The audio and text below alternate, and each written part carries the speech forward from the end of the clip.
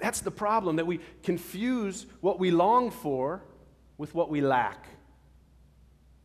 But instead of attacking the lacking, we need to nourish our longing. Because when we focus on what we're lacking, we feel depressed and powerless and inadequate. Whereas our longing comes from passion and purpose, which can pull us towards what we need. We see this in the Christmas story from the book of Matthew. We learn that Mary has something inside her that wants to be born, that is conceived of the Holy Spirit. Our longing is a feeling that announces to us that there is something inside us that is trying to be born. And that which is trying to be born is holy. It is filled with purpose. We learn from King Herod in the Christmas narrative that what it's like to act from a sense of lacking. Herod is driven by his ego and fear, and it makes him try to control the course of events. Herod ends up trying to destroy that which is born of holy purpose, and so do we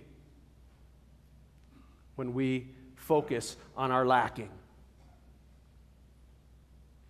A little over a year ago, my family and I were in Disneyland, and as the sun rose over the Magic Kingdom, we joined throngs of moms and dads and strollers flooding through the gates and onto Disney's Main Street. Boys and girls with little mouse ears and big smiles bounced over the cobblestones. Mickey and Goofy were shaking hands and posing for pictures with swarms of excited people. I watched the other dads dangling diaper bags and cameras over their necks and daughters over their shoulders, while bounding through a concerto of high-pitched voices and squeals coming off of Magic Mountain. My son and I were heading for anything Star Wars when I caught a glimpse of a couple with two little girls. And I felt a painful aching in my chest. At that point, my wife and I had been trying to have another child for over a year. And we had come to terms with the fact that it was not going to happen. Now, I wanted another little daughter or son so much. And in that moment, I felt stabbed in the back by what I lacked. You know how a toothache can throb and feel as big as a basketball? I felt an aching just like that deep within the clay of my heart. But by taking the focus off of the lacking and putting my attention on the longing, it helped me realize that I had a strong longing to share my love and creativity and playfulness. That longing is something conceived of the Spirit, yearning to be born. Our longing is a positive force, and it provides us with a powerful passion. So by nurturing the longing, we discover not only what we need, but who we are. The problem is that too often we become too specific in our prayers. We think that we know exactly what we need to be happy and satisfied.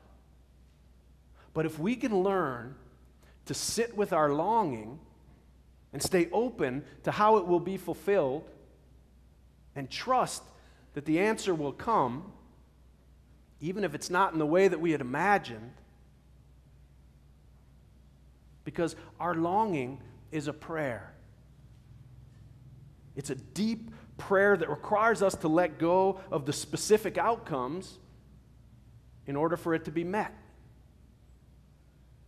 Such letting go often requires grieving what we thought we wanted. But once we're free from the ego's agenda and needing to be in control, then the prayer can be answered. In my story, we ended up adopting a beautiful little girl. She turned 1 this same week when Ruth turned 100. But I've met other people who couldn't have children, who found that once they stopped focusing on what was lacking, and they found that they were longing to share their love and creativity, and they filled it in many ways by creating a school for children, one becoming a spiritual director, and another through adventure travel. Your longing is a prayer. It's a positive force in your life, and your lacking stops the prayer.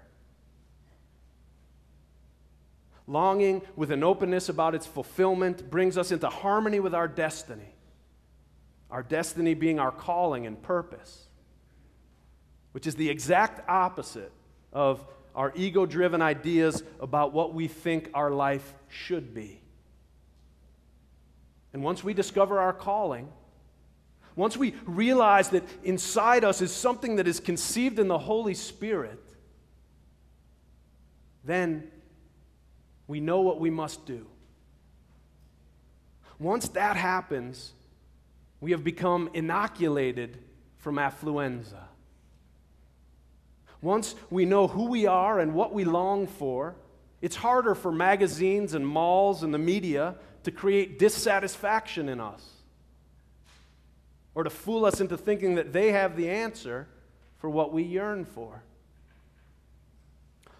All the world's religions point in their own ways towards living for something larger than ourselves, pointing to living a life of service and discovering a higher purpose.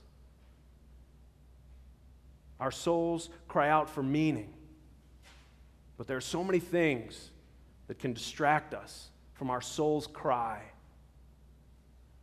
The good life comes not from earning money and acquiring things. The good life comes from what money can't buy: friends, love, community. The good life comes from service to others and connection to nature. The good life comes from finding intrinsic moral value and holy purpose. We cannot find outside of ourselves what can only be discovered within. We want meaningful work to do. There are too many people who conquer the outer world of material success, but who have no ability to navigate the inner world of meaning and compassion and love. As you head out into the holiday hysteria, bundle up against affluenza. Inoculate yourself by nourishing your deep longings. Because as improbable as it may sound, even you have a baby inside, conceived of a Holy Spirit and waiting to be born. Happy holidays, happy Hanukkah, Merry Christmas, happy birthday.